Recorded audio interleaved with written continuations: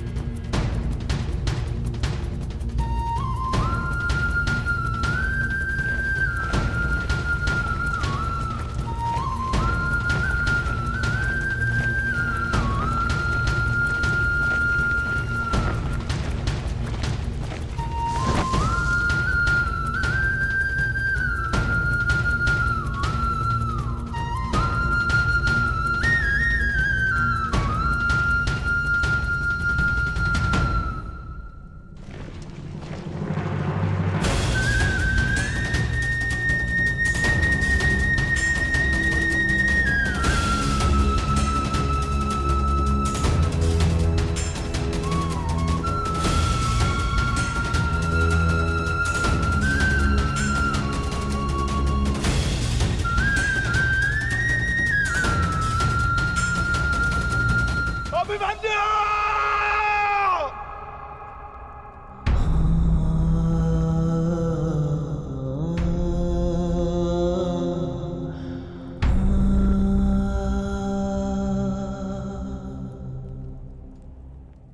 युधिष्ठिर,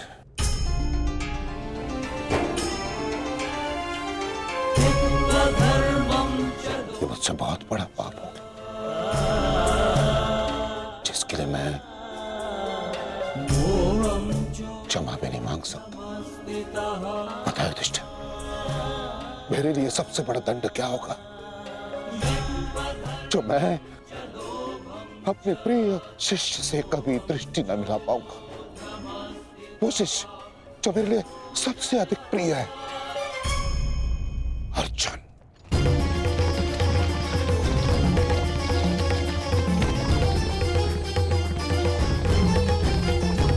गति बढ़ाइए माता। गति कितनी भी बढ़ा लीजिए काकाश्री, कोई लाभ नहीं, क्योंकि कोई भी रथ समय में उल्टा नहीं जा सकता। वासुदेव, अब तक मैं सब कुछ देख रहा था, परंतु अब रहा नहीं गया। प्रभु, मेरे मन में कुछ संदेह है। मेरी मृत्यु धर्म स्थापना के लिए आवश्यक थी, परंतु क्या उस वीर का अंत भी आवश्यक था? क्या आप उसे टाल नहीं सकते थे?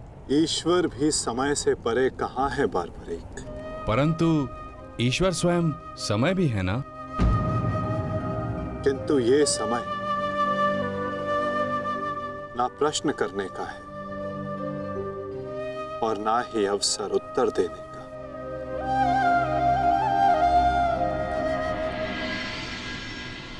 सूर्यास्त हो जाए तो भी विलाप नहीं किया जाता,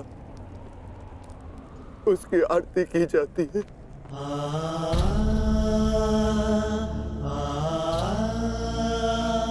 आज आपके प्रिय शिष्य के पुत्र ने आपके द्वारा दी गई शिक्षा को सार्थक कर दिया, जो आपने अर्जुन को दी,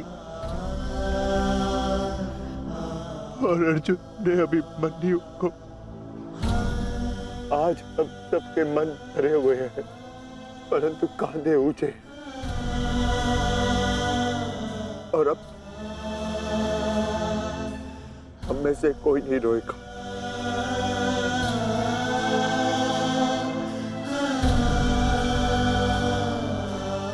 क्योंकि अभिमन्यु की यही अंतिम इच्छा थी। आप मुझसे कुछ छिपा रहे हैं माधव, बताइए मुझे। किस वीर का अंत हुआ?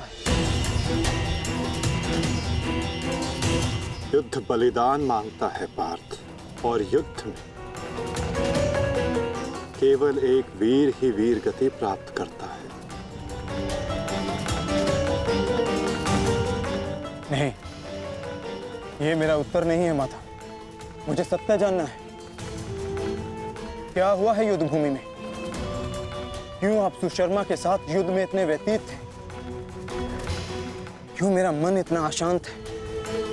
क्यों मैं भय से इतना कांप रहा हूं? क्या ये सभी संकेत किसी अपने की मृत्यु का भान करा रहे हैं? जब तुम्हें सत्य का भान हो चुका है पार्थ, तो क्यों तुम मुझसे असत्य बुलवाना चाहते हो?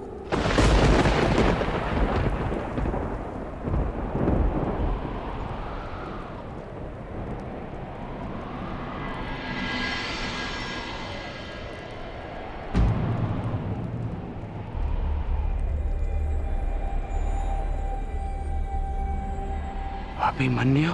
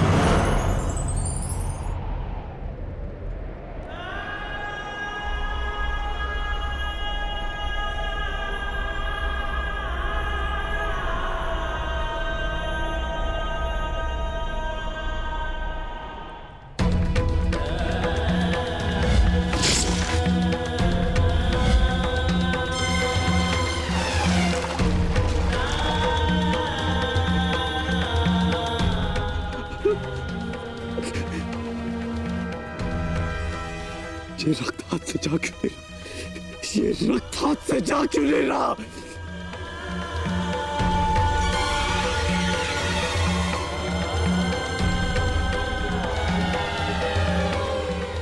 ये रक्त मेरे हाथ से नहीं जाता।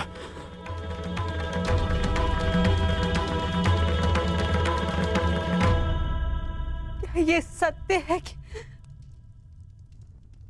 मेरा पुत्र अभिमन्यु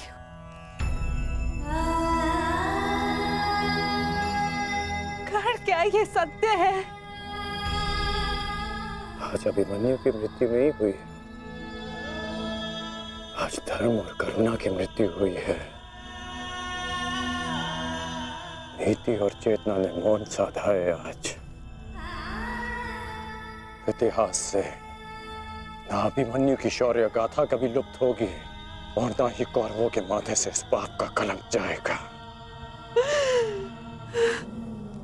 अभिमन्यु का मृत्यु बाण हम सबके चरित्र को छलनी कर चुका है।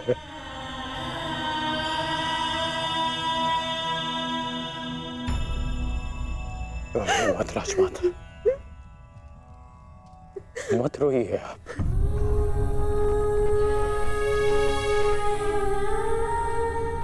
आपके अभिमन्यु के अंतिम समय में उसके मुख पर विजय की मुस्कान थी।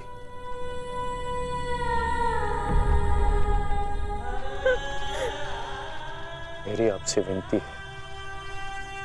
मेरी एक विनती स्वीकार लीजिए। आज आप राजमाता नहीं, अपने पुत्रों की माता होने का धर्म निभाइए। आपके पुत्रों को आपकी आवश्यकता है।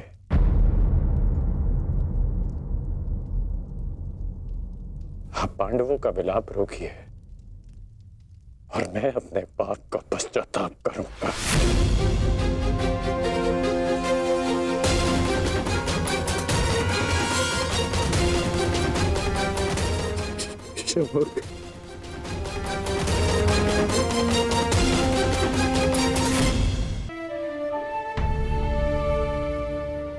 अभिमन्यु का शव उठाइए सम्राट, सम्मान सहित उसका अंतिम संस्कार करना है। जिसे कंधे पर बिठाकर हस्तिनापुर के सिंहासन पर बिठाना था, उसे कंधे पर लेटाकर चिता तक कैसे लिया जाएगा? कैसे? क्या उत्तर दूंगा मैं पांचाली को? कि उसका पुत्र इस संसार में नहीं रहा। कैसे समझाऊंगा मैं उत्तरा को कि उसका पुत्र अपने पिता का चेहरा कभी नहीं देख पाएगा। क्या कहूंगा मैं अर्जुन को कि उसके भाई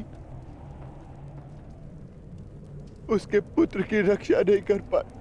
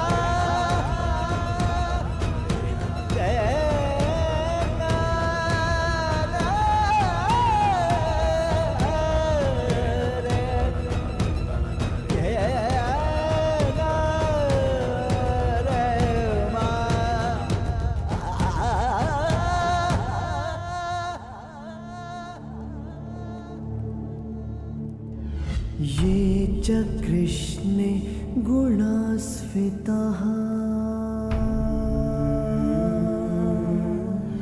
मैं आपको विश्वास दिलाता हूँ पिताश्री कि युद्ध भूमि में आपकी कमी शत्रु को अनुभव नहीं होगी। जब आप सुशर्मा का नाश करेंगे तो आपके पुत्र की शौर्य की कीर्ति आपका स्वागत करेगी।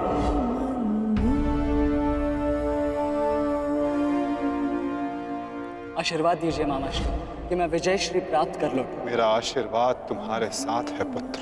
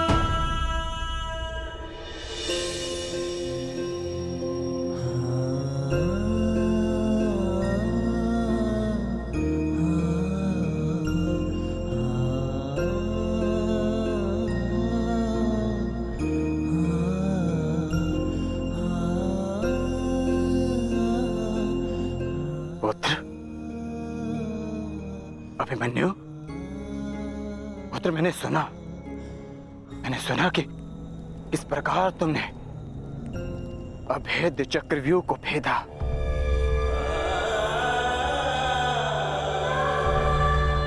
मैंने सुना कि किस प्रकार तुमने दुर्योधन के अहंकार को भेदा।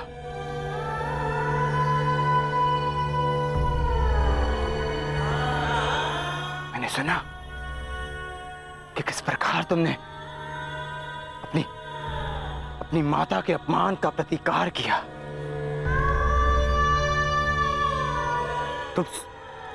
तुम सुन रहे हो? मैंने सुना। मैंने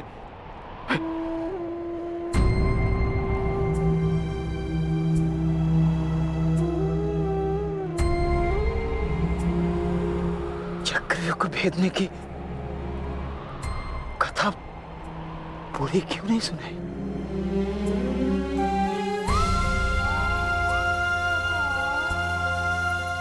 अगर आज आज सुनाई होती ना तो मेरा मेरा मेरा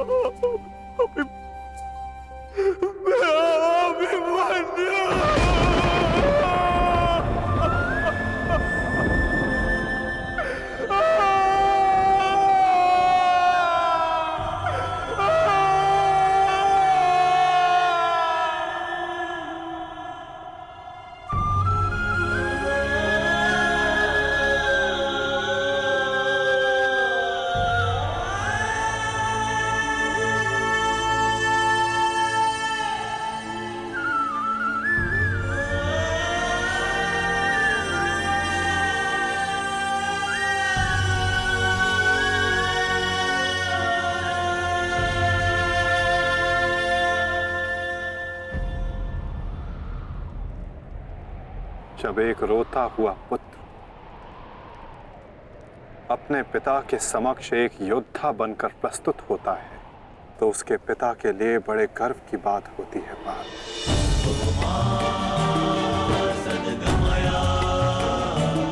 और जब एक योद्धा पिता अपने वीर पुत्र के समक्ष रोता है तो वो पुत्र के लिए बड़े अपमान की बात होती है पार्थ।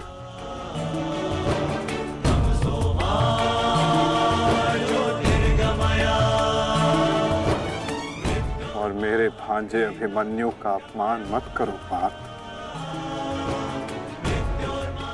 आज अभिमन्यु जो बन गया है वो कोई योद्धा नहीं बन पाता।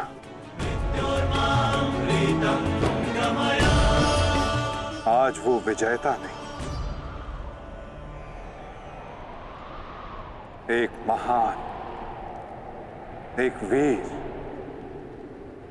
शूरवीर योद्धा बना है।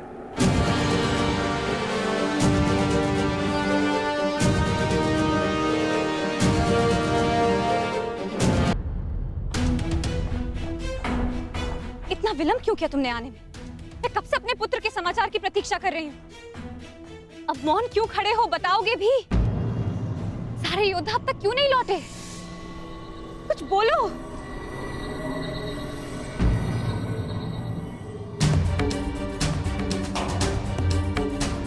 माताश्री,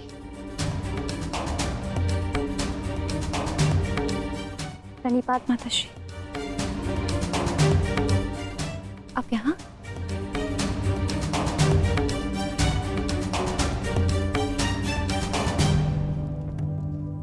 देखिए माता, सारे योद्धा लौट आए और आर्य भी लौट आए।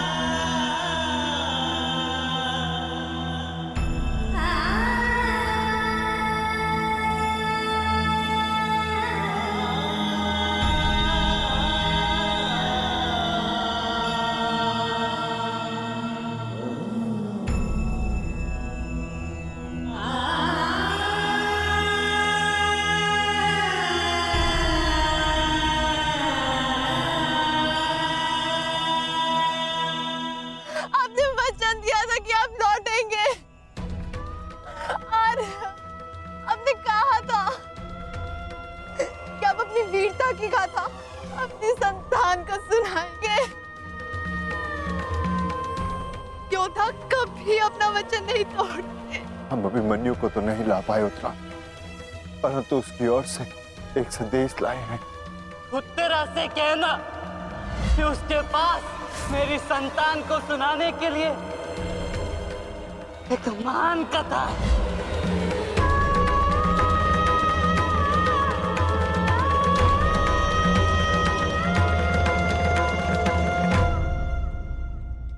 उत्तरा,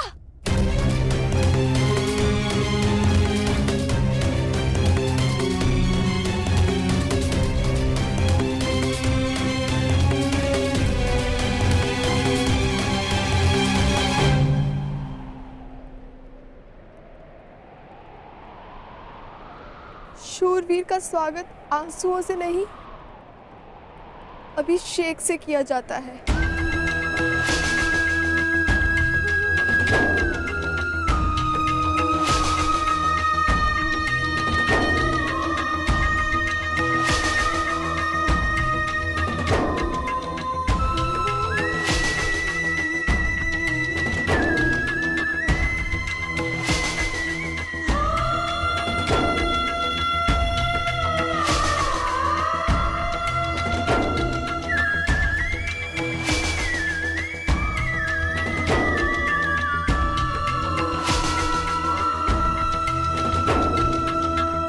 अंतिम यात्रा पे जा रहे हैं आर्य। यात्रा सुखद हो।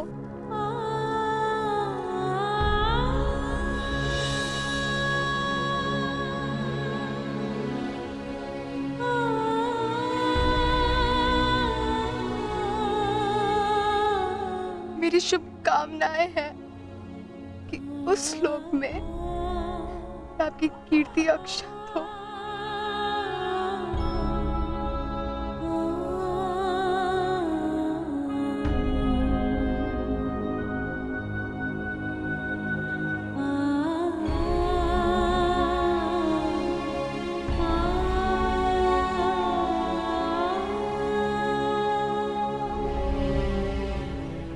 इंद्र स्वयं आपकी आरती उतारे।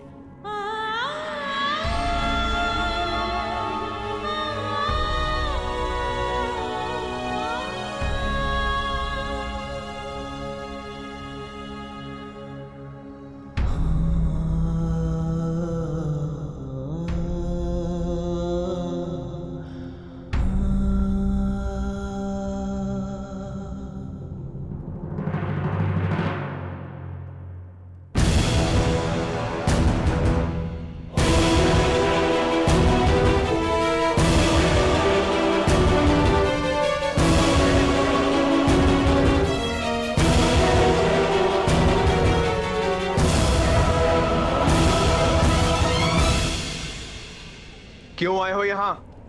हमारे पुत्र की मृत्यु का उत्सव मनाने? नहीं,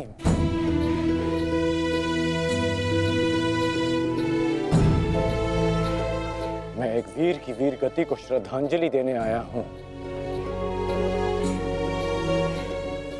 एक पाप का पश्चाताप करने आया हूँ मैं। पश्चाताप नहीं, प्रतिघात होगा। कौरवों ने नियम भंग करके सीमा तोड़ी है और अब मैं इस महायुद्ध में बनाए हुए सारे नियम त्यागता हूं।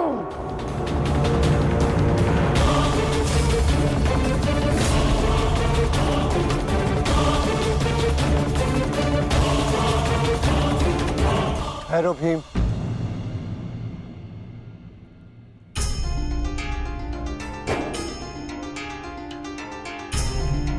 ये मत भूलो कि हम पांडव हैं, कौरव नहीं।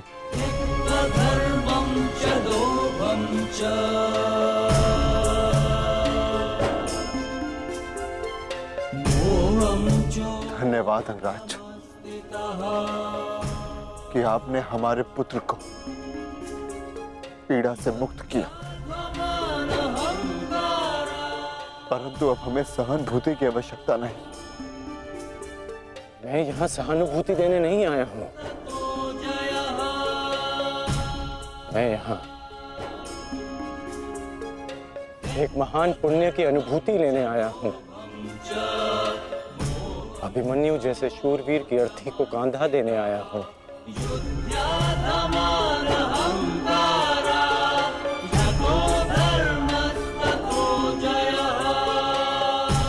इस पुण्य से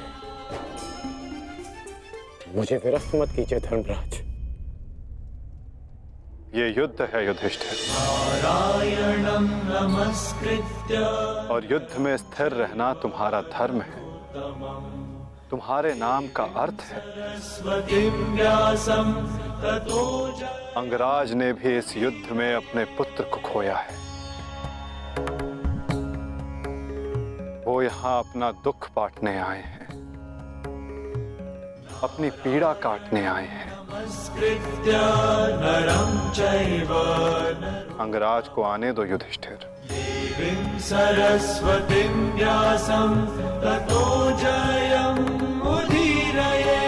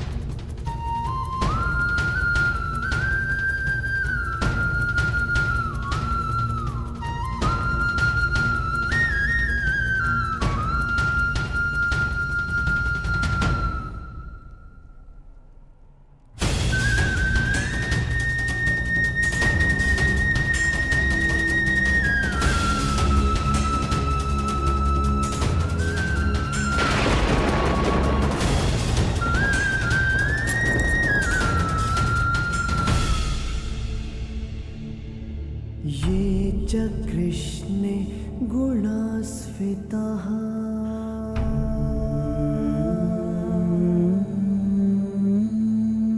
पाण्डवेषु च ये गुणाः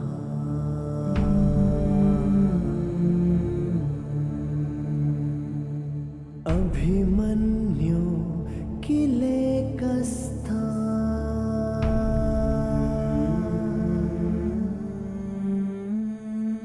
दृश्यन्ते गुणसञ्चयः।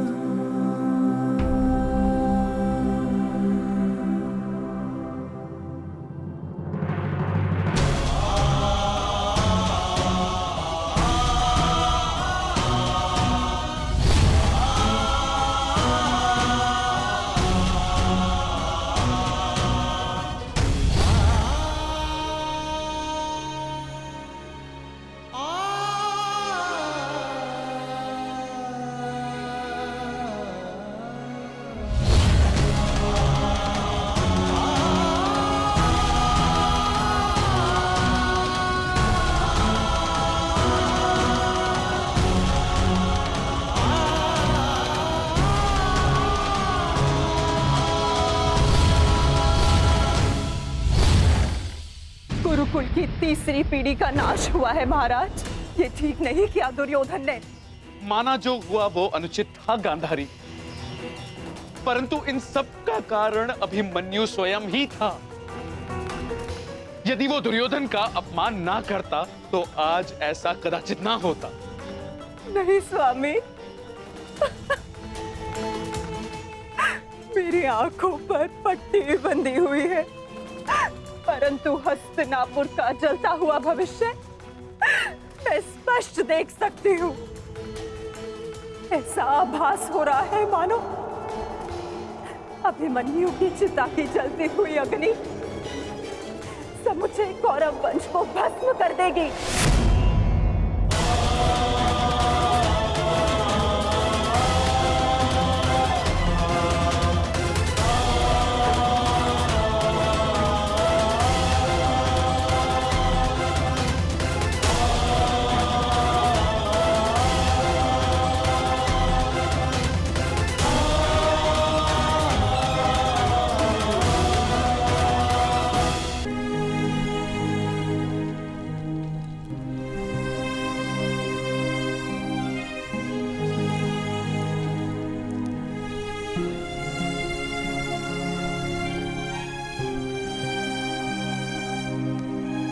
पार्थ,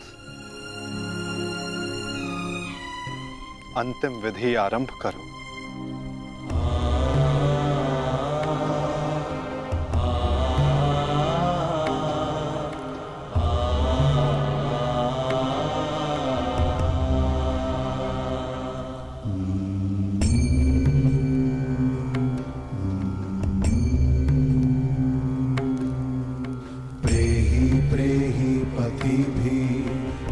सारथी कैसे लड़ा था मेरा पुत्र? उत्तर दो। ऐसे जैसे अंधकार से सूर्य लड़ता है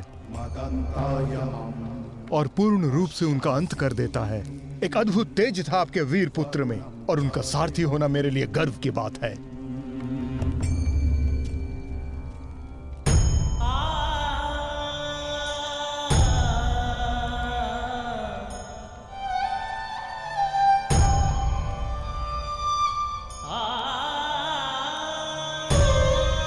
जब 6 योद्धाओं ने अभिमन्यु पर आक्रमण किया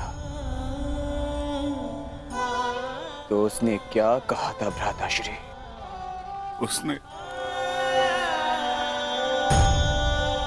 उसने कहा कि महान धनुर्धर अर्जुन के पुत्र और महानतम योद्धा वासुदेव कृष्ण के भांजे का स्वागत ऐसा ही होना चाहिए।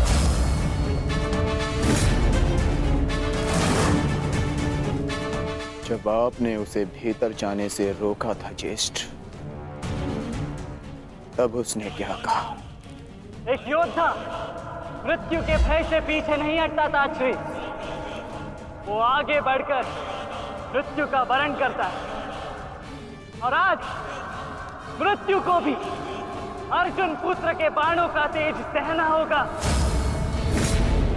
मैं इस चक्रव्यूह में आया हूं ताकि पांडवों का सर गर्व से उठा रहे। और विश्वास कीजिए ताक्षरी, यदि मेरा सर भी कट जाए तब भी आपका सर गर्व से उठा रहेगा। दुर्योधन के सामने दुर्जय बनकर खड़ा था हमारा पुत्र अभिमन्यु।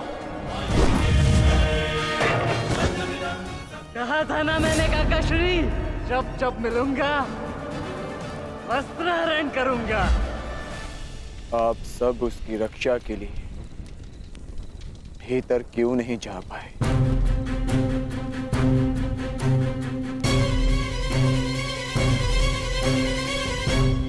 जयद्रथ के कारण, क्योंकि उसे वरदान था कि वो आज नहीं मरेगा।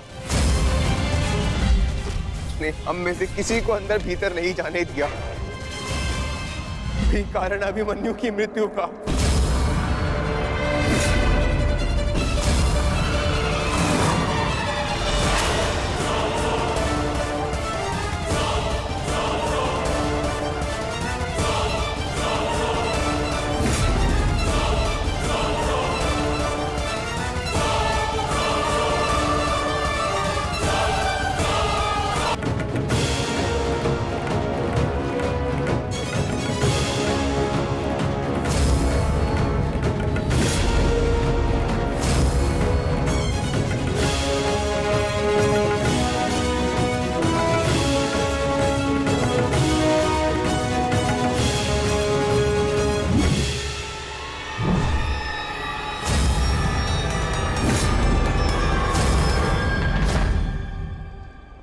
आज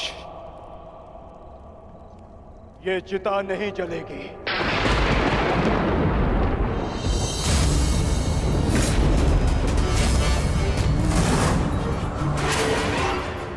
बल्कि कल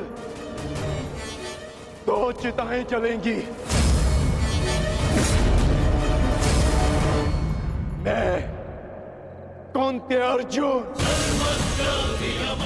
अपने अभिमन्यु के अंश की सौगंध लेता हूं कि कल सूर्यास्त होने से पूर्व मैं जयद्रथ का वध करूंगा।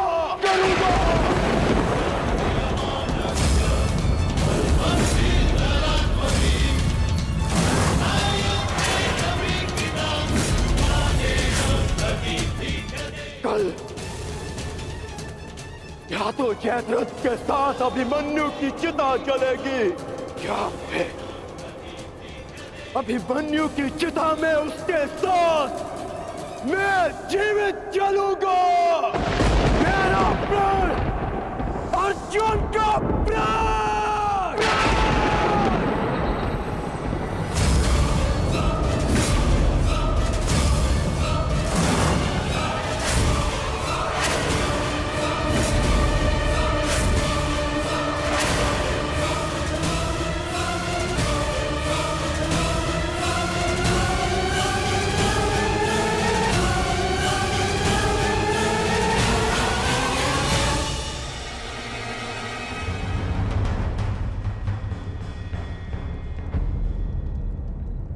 युद्ध की रणनीति किसी को बताई नहीं जाती अंगराज,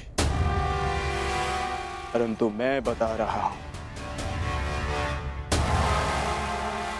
मेरी ओर से यह संदेश कौरवों तक पहुंचा देना। छिपा सकते हैं तो छिपा ले जयद्रथ को, क्योंकि कल मैं उसे पाताल से भी ढूंढ निकालूंगा और सूर्यास्त होने से पूर्व मैं उसका सर धड़ से अलग कर दूंगा। ये अर्जुन का प्रण है।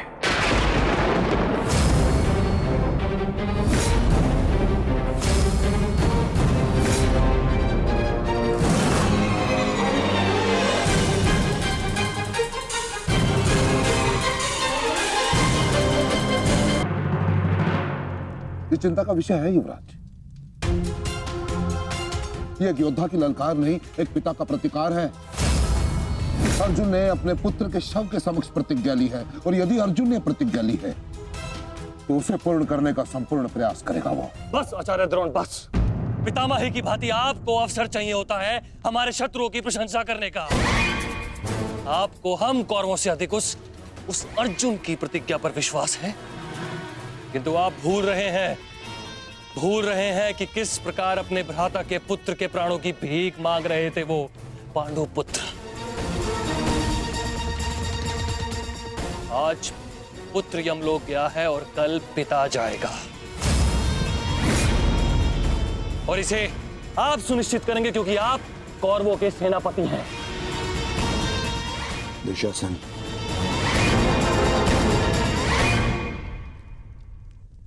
और कर्ण कहाँ है? इतनी विकट स्थिति में वो यहां उपस्थित क्यों नहीं है? ये लो, आ गए अंगराज कर्ण।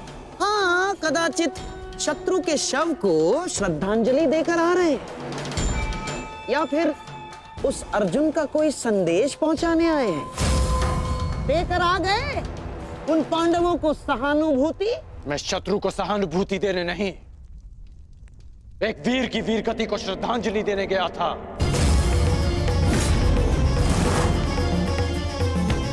परंतु आपको समझाने का क्या लाभ? आपके लिए तो युद्ध भी एक चौसर का खेल है। खेल तो आप खेल रहे हैं मेरे भांजे के साथ। मामाश्री, ठीक है दुर्योधन, यदि तुम कहते हो तो मैं अंगराज पर किया गया संदेह वापस लेता हूं, बस। परंतु यह निश्चित है कि कल यदि अर्जुन जयद्रथ का वध करने में सफल हो गया अंगराज, तो इस जयद्रथ के साथ साथ आपके स्वप्न की भी मृत्यु हो जाएगी। स्वयं को संसार का सर्वश्रेष्ठ धनुर्धर सिद्ध करने के लिए अंगराज आपको पुनः जन्म लेना होगा। विश्व के सर्वश्रेष्ठ योद्धा की उपाधि ना मुझे मिलेगी और ना ही अर्जुन को। वो सम्मान अभिमन्यु को जाता है। आपके छल के कारण मेरे पास केवल अनीतिकर योद्धा की उपाधि शेष है।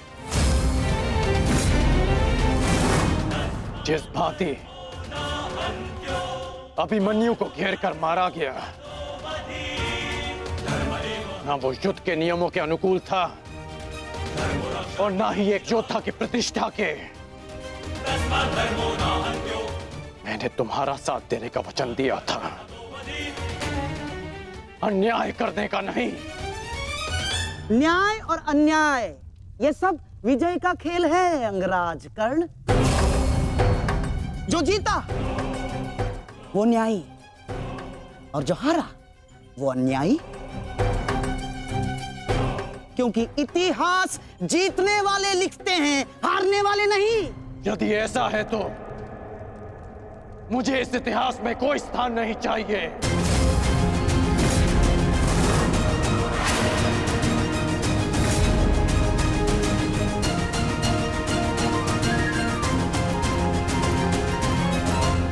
ये क्या अनर्थ हो रहा है आर्य?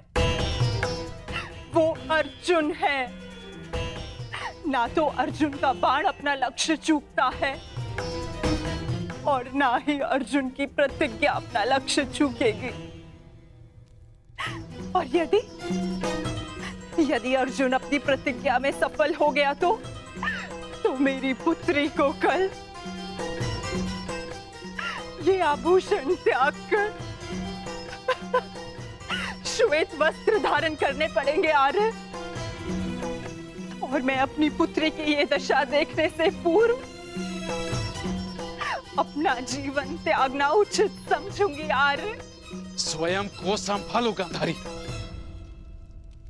प्रतिज्ञा लेना और प्रतिज्ञा पूर्ण करना दोनों भिन्न बातें हैं। हमारे पक्ष में गुरु द्रोण है, कर्ण है, अश्वत्थामा है, पुत्र दुर्योधन स्वयं है। पर विश्वास करो गांधारी, तुम्हारी पुत्री के सुहाग पर कोई आंच नहीं आएगी। कल मेरी बहन दुशाला के सुहाग की रक्षा करना ही हमारी कल की रणनीति होगी। कल हमें जयद्रथ को युद्ध क्षेत्र से दूर रखना है। ना रहेगा बांस, ना बजेगी बांसुरी। संध्या होने तक अर्जुन जयद्रथ को खोज नहीं पाएगा और फिर स्वयं ही आत्मदाह कर लेगा। तो फिर ये तेरा सभा समाप्त।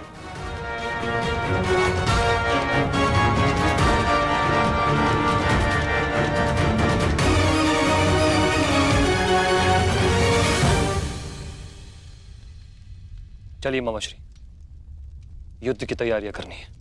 वही तो, युद्ध की तैयारियां तो करनी होंगी, क्योंकि तुम तो जानते ही हो हमारे पास न्यायप्रिय कर्ण है और उन पांडवों के साथ वो छलिया। वो कोई ना कोई मार्ग तो अवश्य ढूंढ लेगा जयद्रथ तक पहुंचने का। अर्जुन की इस प्रतिज्ञा की सूचना कौरवों तक पहुंच गई होगी और कौरव इस अवसर का लाभ अवश्य उठाएंगे, विशेषकर मामा शकुनी, जो मेरी प्रतिज्ञा को मेरे ही अंत के लिए योग करने का षड्यंत्र रच रहे होंगे। सुनो, ये गांधार का सबसे तीव्रगामी अश्व है और स्मरण रहे, ये संदेश अपने स्थान तक अपने समय से पहुंचाना अति आवश्यक है। यदि ये संदेश अपने समय से नहीं पहुंचा तो समय से पूर्व तुम अवश्य यमराज तक पहुंच जाओगे। समझ गए?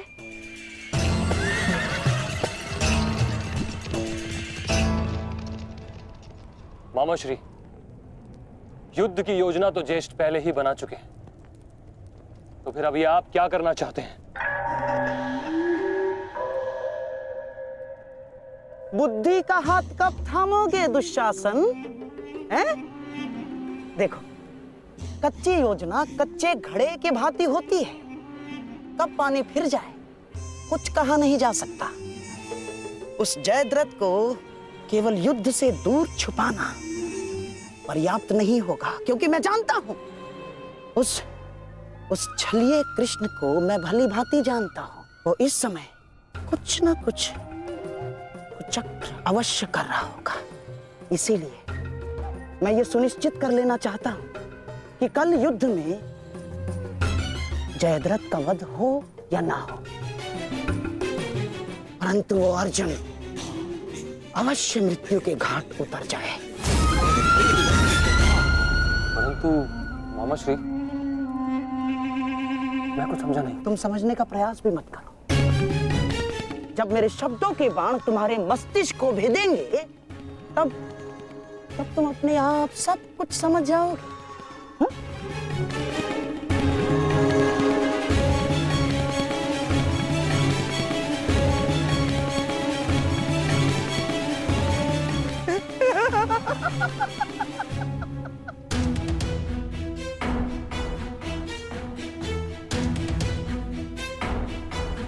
आप दोनों इस समय यहाँ?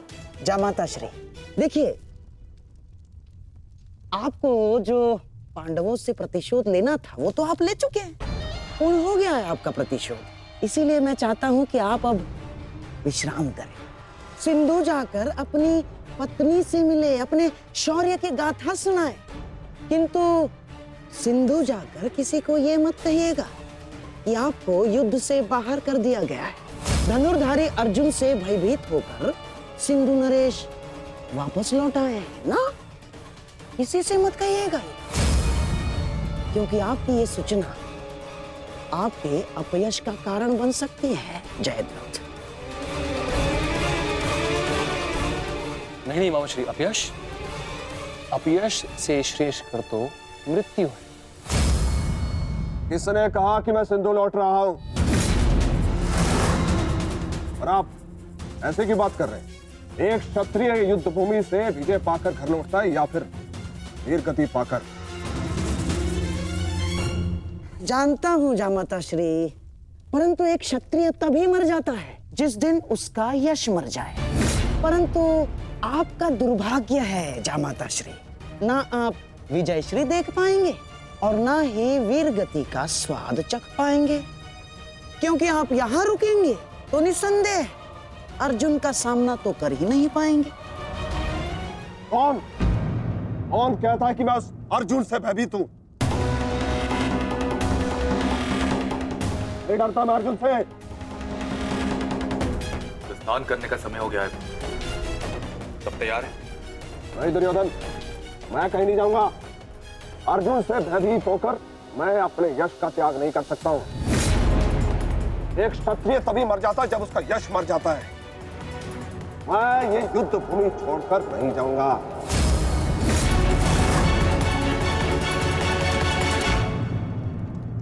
दुर्योधन, मैंने कितना समझाया इन्हें, किंतु ये समझ ही नहीं रहे।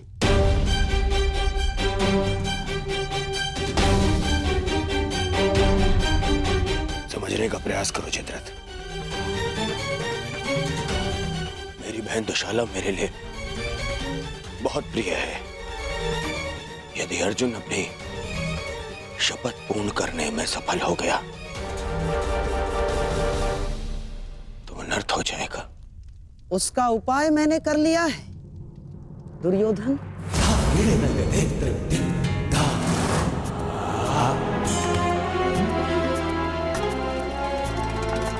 प्रणिपात पिताश्री, आप अचानक यहाँ? प्रणिपात महाराज वृद्ध क्षत्र। जामाता श्री, आपके पिताश्री को मैंने ही निमंत्रित किया है। वर्षों से तप संचित किया है इन्होंने, और मनुष्य का संचित किया हुआ तप हो या धन, आता तो संतान के काम ही है। मेरे वर्षों की तपस्या से मुझे ये शक्ति मिली। जब तक मैं संकल्प लेकर अग्निहोत्र करूंगा, तब तक जिसके भी हाथों से मेरे पुत्र का सर धरा पर गिरेगा, स्वयं उसके सर के भी 100 टुकड़े होकर गिर जाएंगे।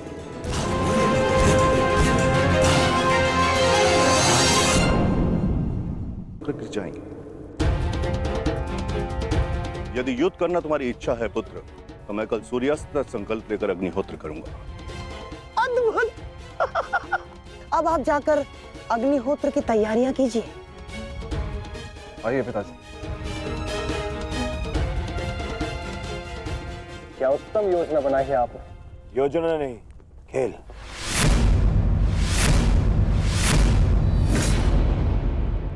अब क्या नया खेल खेला है आपने?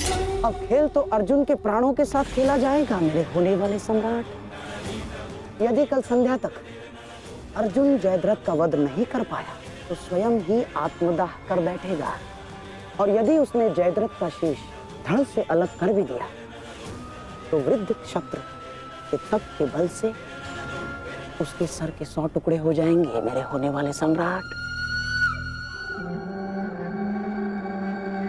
नहीं मामा जी, आपकी ये योजना मुझे स्वीकार नहीं। मैं किसी भी परिस्थिति में जयद्रथ के प्राणों को संकट में नहीं डाल सकता। कल यदि जयद्रथ युद्ध में उतरेगा तो केवल मेरे निश्चिंत हो जाने पर, और मेरी इस समस्या का कोई निराकरण कर सकता है तो केवल मित्रकर्ण है।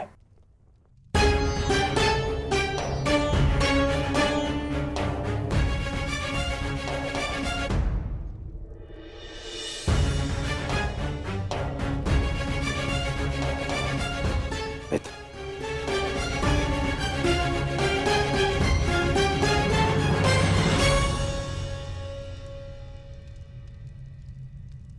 जो हुआ उसे क्षमा नहीं किया जा सकता, परंतु उसे बदला भी नहीं जा सकता। कभी कभी युद्ध में योद्धा अपनी भावनाओं में बह जाता है, परंतु मैं क्षमा प्रार्थी नहीं हूं।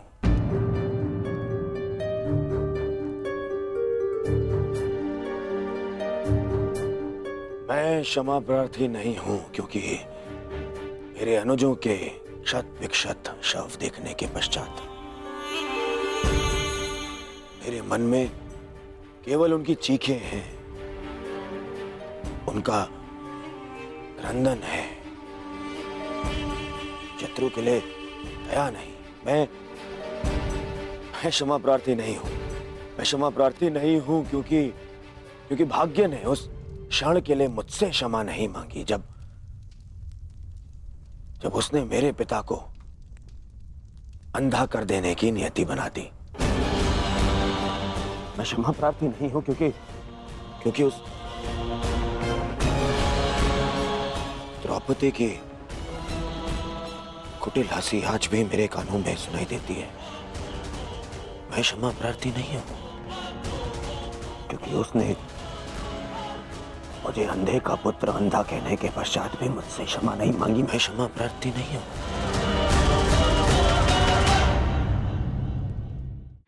आज सूर्यास्त के साथ अर्जुन गर्व सहित तुम्हें दूसरे लोक विदा करेगा या फिर तुम्हारे साथ महाराज सहयात्री बनेगा। आओ कौन्तेय, तुम्हारी मृत्यु तुम्हारी प्रतीक्षा कर रही है।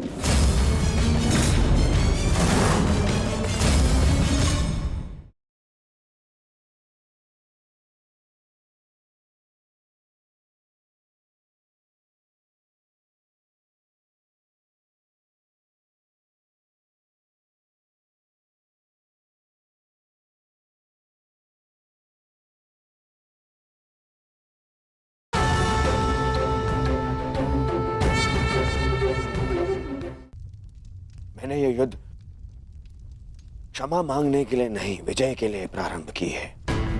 और हर युद्ध में शत्रु मित्र अपना कुछ ना कुछ होता ही है। मित्र, मैं अपने आप को निरपराध सिद्ध करने के लिए नहीं आया हूं। नहीं, मैं बस इतना कहने आया हूं कि मैं अभी भी नहीं रुकूंगा। अंत तक युद्ध करूंगा, अंत तक।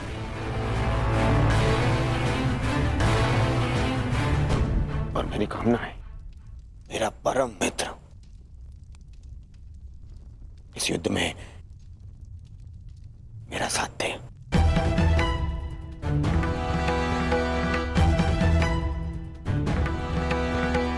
कल जयद्रथ के प्राण दांव पे है मित्र।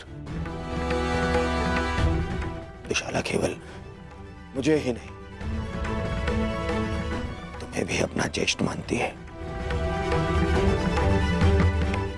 कल अपनी बहन का ऋण चुकाने का समय है मित्र, और आशा करता हूं कि तुम मेरे साथ आओ। हाँ, यदि तुम कल युद्ध क्षेत्र में ना उतरना चाहो तो मुझे तुम्हारा ये निर्णय स्वीकार होगा, और इस बात से मुझे क्षोभ नहीं होगा। मुझे क्षोभ उस क्षण का होगा जब मैं तुम्हारा मित्र नहीं रहूंगा।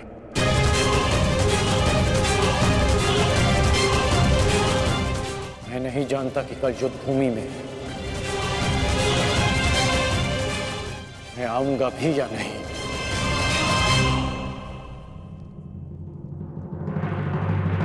मैं फिर भी तुम्हारी प्रतीक्षा करूंगा।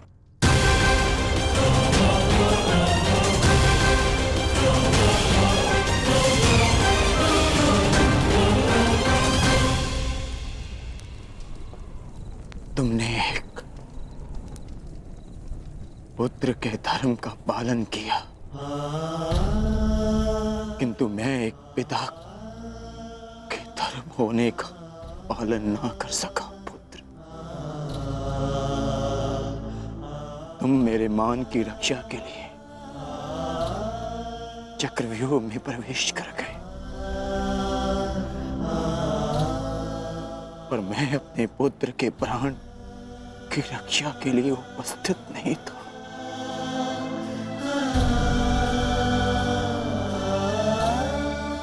किंतु एक योद्धा का पिता अपना कर्तव्य अवश्य पूर्ण करेगा।